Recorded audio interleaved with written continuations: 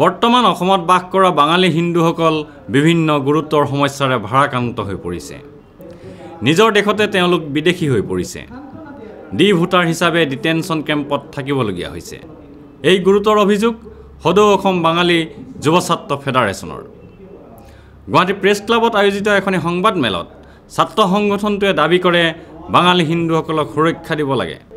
তেওঁলোকৰ উন্নয়নৰ বাবে সুকীয়াকৈ উন্নয়ন পৰিষদ গঠন কৰিব লাগে। দ্য ইমিগ্ৰেণ্ট এক্ট 1950খন বাস্তৱত কাৰ্যকৰী কৰিব লাগে। লগতে বাংলাদেশত চলি থকা হিন্দু উৎপীড়নৰ ঘটনা বন্ধ কৰিবলৈ ভাৰত চৰকাৰক উপযুক্ত ব্যৱস্থা গ্ৰহণ কৰিবলৈও তেওঁলোকে দাবী জনায়। সংবাদমেলখনত ছাত্ৰ ফেডাৰেশ্যনৰ সভাপতি মহানন্দ চৰকাৰ দত্তই কয়, আমি 4টা ইছ্যু বাছি লৈছোঁ। এটা হ'ল ভোটাৰ সমস্যাৰ নামত বাঙালী হিন্দুসকলক মানে অসাংবিধানিকভাৱে যিটো হাৰাশাস্তি কৰি থকা হৈছে সেইটোৰ ওপৰত আমি ৰাখিছোঁ।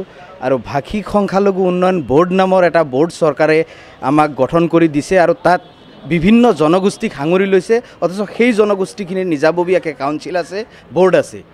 আমি ভাবোঁ যে অসমত যিহেতু 25% বেংগলী হিন্দু বসবাস কৰি আছে, গতিকে এওঁলোকৰ উন্নয়নৰ কাৰণে স্পেচিয়েলি এটা কাউন্সিল, ডেভেলপমেণ্ট কাউন্সিল হ'ব লাগে।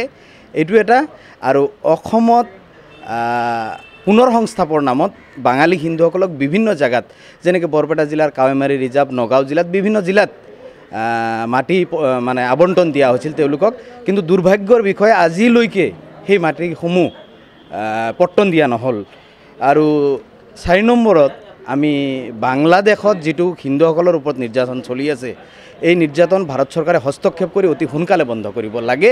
কিয়নো তাতে নিৰ্যাতন চলি থাকিলে সেই মানে হিন্দুসকল ধৰ্ম ৰক্ষাৰ স্বাৰ্থত বা জাতি ৰক্ষাৰ স্বাৰ্থত, প্ৰাণ ৰক্ষাৰ স্বাৰ্থত, ইজ্জত ৰক্ষাৰ কাৰণে তেওঁলোকে হয়তো অসমত আহি প্ৰৱেশ কৰিব পাৰে আৰু সেইটো জনবিস্ফোৰণ হ'ব পাৰে, সেইটো অৰ্থনৈতিক ক্ষতি হ'ব পাৰে দেশৰ কাৰণে।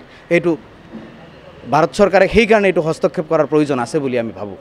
উল্লেখ্য যে সংবাদমেলখনত নিখিল ভাৰত বাঙালী উদ্যাস্তু সমন্বয় সমিতি, ন্যায় ও মানৱ অধিকাৰ সুৰক্ষা মঞ্চ, নিখিল অসম বাঙালী যুৱ মঞ্চ আদি বিভিন্ন সংগঠনৰ প্ৰতিনিধিও উপস্থিত থাকে। কেমেৰা পাৰ্চন সুশান্ত দাসৰ সৈতে অমৰদীপ গগৈ, চেণ্টিনেল নিউজ, গুৱাহাটী।